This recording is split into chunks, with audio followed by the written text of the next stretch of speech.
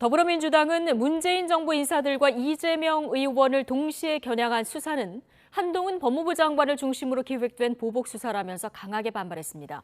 국민의힘은 법과 원칙에 따른 수사에 민주당이 이중잣대, 안면물수로 생떼를 부린다고 맞받았습니다. 박기환 기자입니다.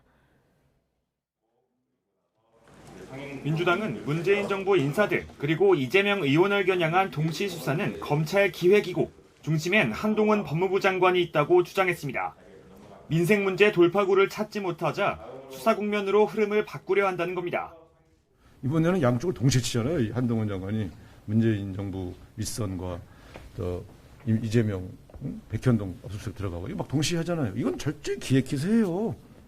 대검에서 다 기획합니다. 이건 우리가 정권 잡아봤는데 몰라요? 국민의힘은 문재인 정부가 하면 적폐청산, 윤석열 정부가 하면 정치 보복이냐고 맞섰습니다. 구태의연한 모습만 반복하고 있다며 이중잣대, 안면몰수란 말로 민주당을 맹비난했고 한동훈 장관도 자신은 수사에 관여하지 않았고 정치 보복도 아니라고 반박했습니다. 중대한 범죄를 수사하는 것을 정치 보복이라고 부르는 것에 대해서 상식적인 많은 국민들께서 전혀 동의하지 않으실 거라고 생각합니다. 그 누구도 법 위에 있을 수 없다고 생각합니다. 지난 정부에서 임명돼 임기가 남은 한상혁 방송통신위원장 등의 거취를 놓고도 설전이 이어졌습니다.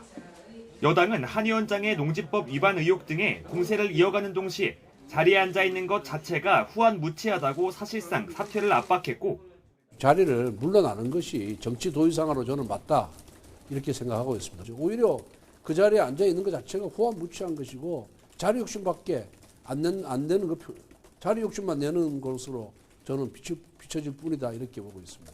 야당은 이명박 박근혜 정부의 방송장악 대잡이라며 맞대응에 나섰습니다.